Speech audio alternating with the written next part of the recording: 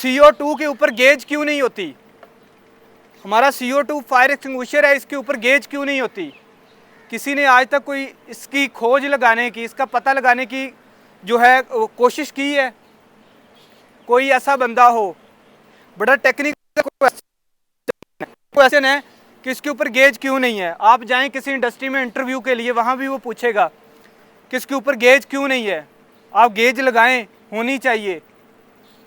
ऐसा ही है, हम भी ये चाहते हैं कि इसके ऊपर होनी चाहिए, कि हमें इजीली पता चल जाए, हमें इसका वेट ना करना पड़े।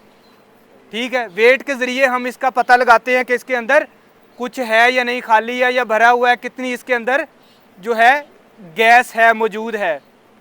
ठीक है, अब देखें इसके ऊपर गेज ना होने के ना दो कारण हैं, दो वजूहात है। कौन सी है?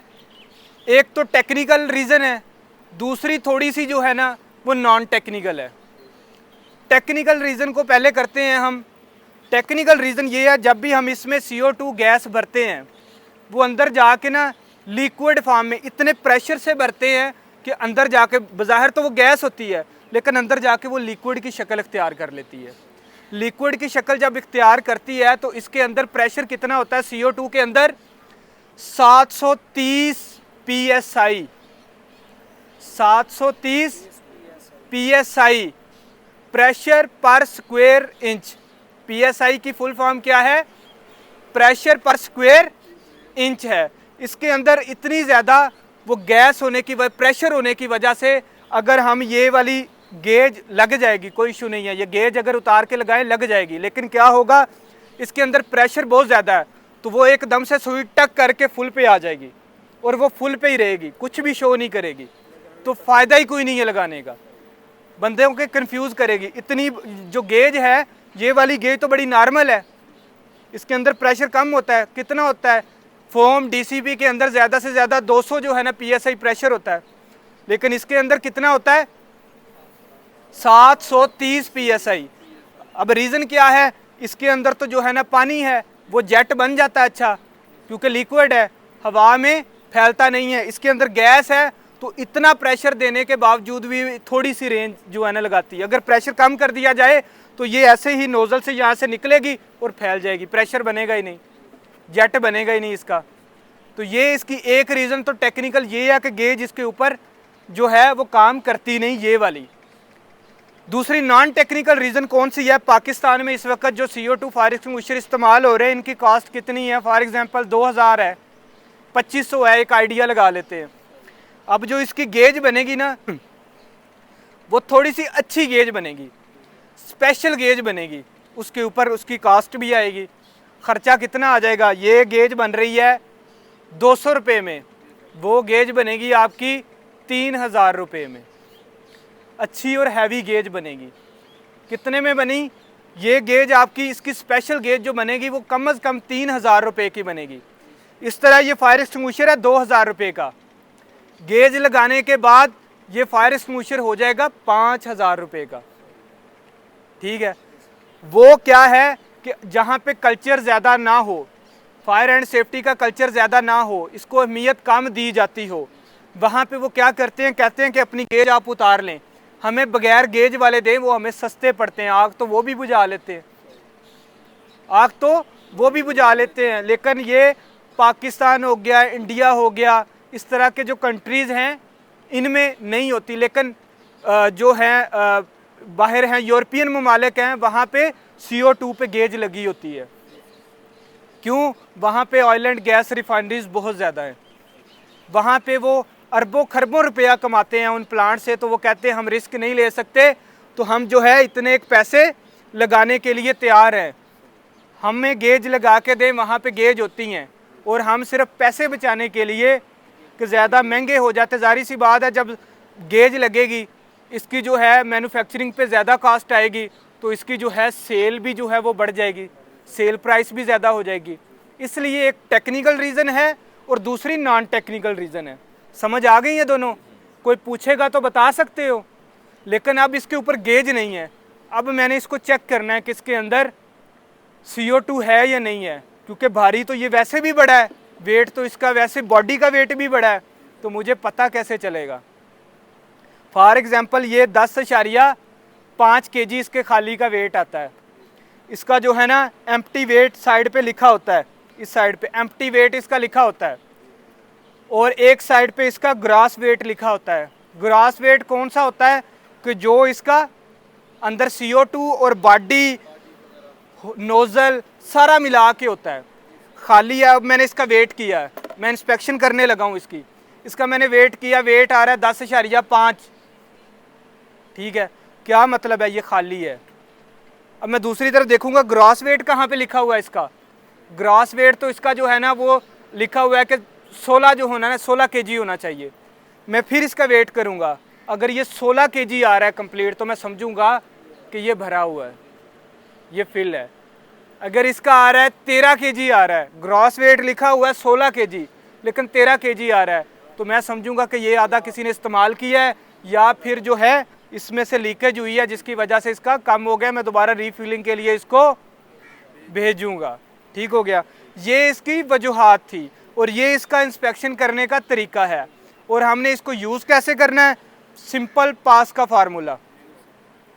पास का फार्मूला, अब एक चीज़ है इसमें बड़ी टेक्निकल सी चीज़ है, ये चीज़ इसकी ना लूज़ नहीं होनी चाहिए, ये टाइट होनी चाहिए। चेक नेट लगा हुआ है, चेक नेट के अंदर एक ना लगी हुई है वाशल लगी हुई है।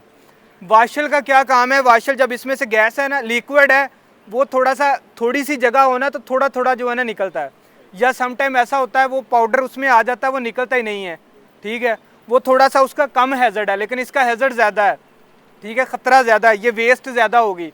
नोज़ल इस चेक नेट के अंदर सील है, थोड़ी सी भी लीकेज हो, ये तो गैस है, हवा है, हवा को के तो कोई ना कुछ ज़रात होते हैं ना कुछ भी, वो तो कहीं पे अटकती नहीं है, फंसती नहीं है, वो उसको थोड़ी सी स्पेस चाहिए तो वो निकल जाती है।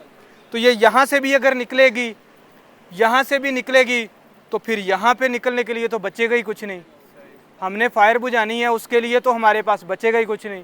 तो इसलिए हमें क्या है, इसकी इंस्पेक्शन मुकम्मल करनी है, कहीं से लीकेज ना हो, चेक नेट बिल्कुल टाइट हो, और फिर हम इसको जो है परफॉर्म कर सकते हैं। ठीक है, और इसमें इतना प्रेशर होता है, 730 PSI होता है। प्रेशर किसी वजह से किसी भी कारण अप भी हो सकता है, मौसमी जो है ना इन्वायरमेंट इफेक्ट की वजह से प्रेशर अप भी हो सकता है। इसके लिए क्या है, साइड पे सेफ्टी वाल्व लगाया गया, छोटा सा सेफ्टी वाल्व है, इसके अंदर छोटा सा होल भी है। तो जैसे ही इसका प्रेशर डिज़ाइन किया 730 PSI पे अप होगा प्रेशर, तो ये सेफ्टी वाल्व ऑटोमेटिक उसको रिलीज़ कर देगा, उसको बाहर निकाल देगा। तो क्या है, फटेगा भी नहीं, कोई प्रॉब्लम भी नहीं आएगी। ठीक है, ये क्या है, महंगा भी है, और इसकी जो है उतनी ही डिज़ाइनिंग के दौरान इसको उतना ही जो है वो बनाया गया है, फ़ायदेमंद बनाया गया है इस तरह की चीज़ें और इस तरह की डिज़ाइनिंग करके। अभी हम इसको ट्राई करेंगे, क्या ये सारी चीज़ें ठीक हैं, ऐसे हो सकता है, ये इसका जेट इतना बनेगा, कैसे बनेगा। अब इसके कुछ हैज़र्ड्स भी हैं। हैज़र्ड्स क्या है इसको जब आपने चलाना है ना, ये जब अंदर लिक्विड फॉर्म में है, जब इसको ये डिप्रेशराइज करेंगे हम, इसको निकलना शुरू होगी तो ये गैस की सूरत में आ जाएगी। गैस की सूरत में आएगी तो ये बड़ी ठंडी गैस है CO2। CO2 को आग नहीं लगती। क्यों नहीं लगती, क्योंकि CO2 जहाँ पे हो वहाँ पे ऑक्सीजन नहीं आती, और जब तक ऑक्सीजन नहीं आएगी आग लगेगी नहीं। आग लगने के लिए ऑक्सीजन बहुत ज़रूरी है। तो क्या है कि हमने इसको जब पकड़ना है, इस नोज़ल को हमने यहाँ से नहीं पकड़ना, यहाँ से पकड़ेंगे तो क्या होगा, इतनी ठंडी होगी, कूलिंग इफेक्ट आएगा, कूलिंग, हाथ सुन्न हो जाएगा, जिसको कहते हैं ना सुन्न हो गया है। कुछ देर अगर नीचे बैठें तो एक टांग अगर ऐसे नीचे आ जाए, क्या होता है कि कुछ वेन्स जो होती हैं, जो नालियाँ होती हैं हमारी खून की, उन पे दबाव आ जाता है, खून की सर्कुलेशन रुक जाती है और वो टांग हमारी सुन्न हो जाती है। जैसे उठते हैं उसको हिलाते हैं थोड़ा सा, और कुछ देर बाद सर्कुलेशन ठीक होती है तो क्या होता है, ठीक हो जाती है। क्या है, इसी तरह से आपको कूलिंग इफेक्ट आएगा। दूसरा, इसकी बॉडी को नहीं पकड़ना, बॉडी के ऊपर भी वाइट कलर के मॉइस्चराइज़र आ जाते हैं, वो भी क्या है, कूलिंग इफेक्ट होगा वहाँ से भी। आपने सिंपल इसको, जो इसका मेथड है, यहाँ से ही पकड़ के आपने इसको जो है चलाना है, इस्तेमाल करना है। और अगर किसी के ऊपर लग गया, फॉर एग्जांपल कोई बंदा आपको तंग कर रहा है, कोई भी बंदा है, सुपरवाइज़र साइड पे जाता है, वो आपको तंग करता है, पिन निकालो, उसके ऊपर इसका छिड़काव कर दो, ये आधे घंटे के लिए वहाँ पे स्टिल जम जाएगा।